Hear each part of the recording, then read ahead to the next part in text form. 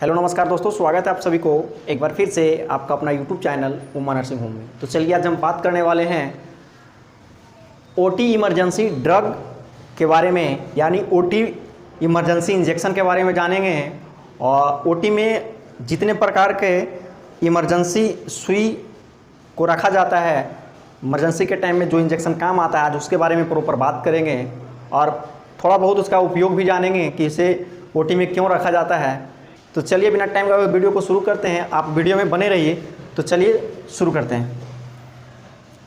तो जैसे कि फर्स्ट नंबर में आपको लिखा हुआ दिख रहा होगा एनाबिन। एनाबिन इंजेक्शन फर्स्ट इंजेक्शन होता है और इसका उपयोग जब भी किसी प्रकार के ऑपरेशन होता है या सर्जरी होता है तो एनाबिन इंजेक्शन को स्पाइनल कॉर्ड में दिया जाता है। उससे क्या होता है कि पेशेंट का वो अंग जो होता है वहाँ से लोअर एरिया क्या होता है, शून्य हो जाता है। दूसरा इंजेक्शन आपको लिखा हुआ दिख रहा होगा केटामिन। यह भी एक तरह की एनेस्थीसिया है और यह एक जनरल एनेस्थीसिया है। और जनरल एनेस्थीसिया का काम होता है पूरे शरीर को शून्य कर देना, यानी बेहोशी के कंडीशन में डाल देना। बहुत सारा पेशेंट ऐसा होता है जबकि ऑपरेशन के टाइम में उसे डर लगता है, तो उस टाइम में भी उस पेशेंट को केटामिन इंजेक्शन दिया जाता है प्रॉपर डोज से। तीसरा इंजेक्शन आपको लिखा हुआ दिख रहा होगा लैक्स 2%। यह एक लोकल एनेस्थीसिया है। जब भी पेशेंट को कभी किसी छोटा सा अंग को शून्य करना होता है तो लोकल एनेस्थीसिया को दिया जाता है, जिसमें लिग्नोकेन होता है लैक्स 2%।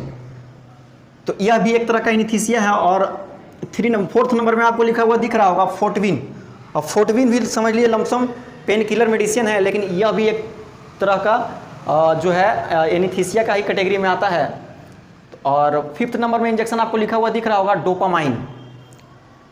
तो डोपामाइन इंजेक्शन का उपयोग कभी कभी पेशेंट का जब बीपी कम हो जाता है तब भी इसका इस्तेमाल किया जाता है। और नेक्स्ट इंजेक्शन है सिंटोसिन। सिंटोसिन और सिंटोसिन इंजेक्शन यह एक तरह का फीमेल हार्मोन है। और जब भी डिलीवरी के टाइम में होता है तो डिलीवरी के टाइम में ही पेशेंट को सिंटोसिन इंजेक्शन का उपयोग करवाया जाता है, आईवी या आईएम। ठीक है। और यह काम क्या करता है सिंटोसिन? यह महिलाओं की जो डिलीवरी के टाइम में दर्द होता है उसको और इंक्रीज कर देता है, यानी बढ़ा देता है, जिसमें डिलीवरी होने में सुविधा होती है। ठीक है। और नेक्स्ट आपको लिखा हुआ दिख रहा होगा इपिडोसिन। तो इपिडोसिन भी डिलीवरी के टाइम में लगाने वाली एक इंजेक्शन है महिलाओं की। ठीक है। और इसका पूरा जानकारी आपको अगर लेना है तो आप इसका वीडियो भी अलग से बना दिया जाएगा, आप लोग कमेंट जरूर कीजिएगा। और नेक्स्ट इंजेक्शन है एट्रोपिन। और एट्रोपिन इंजेक्शन कब लगाया जाता है? एट्रोपिन इंजेक्शन का इस्तेमाल ऑपरेशन से पहले किया जाता है। और इसका इस्तेमाल कॉमनली जो पेशेंट होता है उसका हार्ट रेट, जैसे पेशेंट ऑपरेशन से पहले डर जाता है तो उसको हार्ट रेट मेंटेनेंस रखने के लिए एट्रोपिन इंजेक्शन का इस्तेमाल किया जाता है। नेक्स्ट है एडरलिन। और एडरलिन इंजेक्शन इसका मुख्य उपयोग जैसे कि डेरिफाइन इंजेक्शन का उपयोग होता है उसी तरह से मुख्य उपयोग एडरलिन इंजेक्शन का भी है। आप इसका पूरा वीडियो अगर देखना है तो आप गूगल पे जाकर सर्च कर सकते हैं। नेक्स्ट आपको 10th नंबर में दिख रहा होगा टेटनस। और टेटनस इंजेक्शन नहीं होता, यह तो एक तरह का वैक्सीन है। अगर आप आज से पहले अगर आप टेटनस को इंजेक्शन मानते हैं तो आप गलत हैं। टेटनस कोई इंजेक्शन नहीं है, एक तरह का वैक्सीन होता है। जैसे कोरोना में वैक्सीन जो दिया जाता है उस तरह से एक तरह का वैक्सीन है।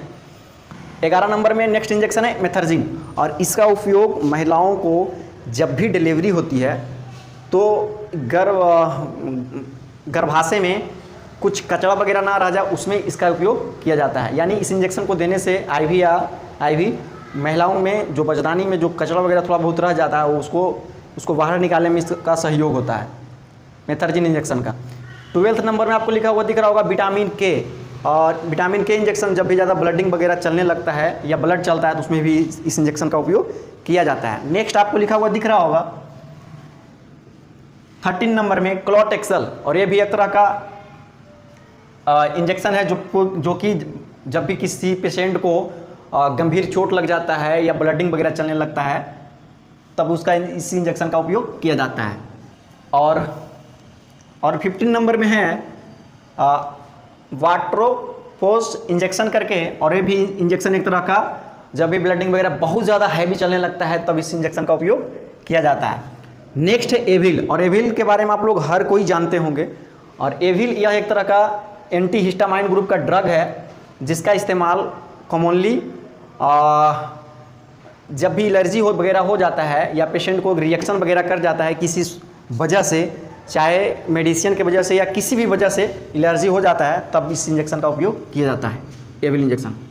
नेक्स्ट इंजेक्शन है डेक्सोना, और यह भी एक तरह का स्टेरॉइड है, तो इसका भी इस्तेमाल सेम होगा।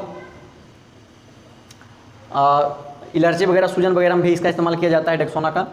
नेक्स्ट है बेटनीसोल, इसका भी उपयोग सेम है क्योंकि यह भी एक तरह का स्टेरॉइड है।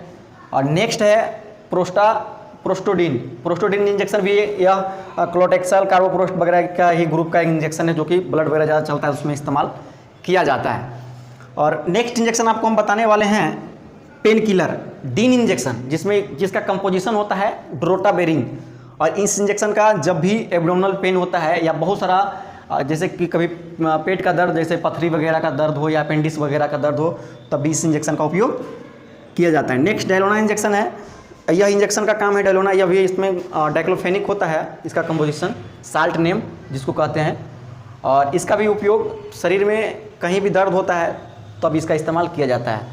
और नेक्स्ट इंजेक्शन है 22 नंबर में डामाडोल, और जिसका कंपोजिशन होता है ट्रामाडोल, और यह एक NRX ग्रुप का ड्रग है और यह बहुत ही heavy painkiller medicine injection है जिसका इस्तेमाल बहुत ज़्यादा दर्द होता है तब इसका इस्तेमाल किया जाता है।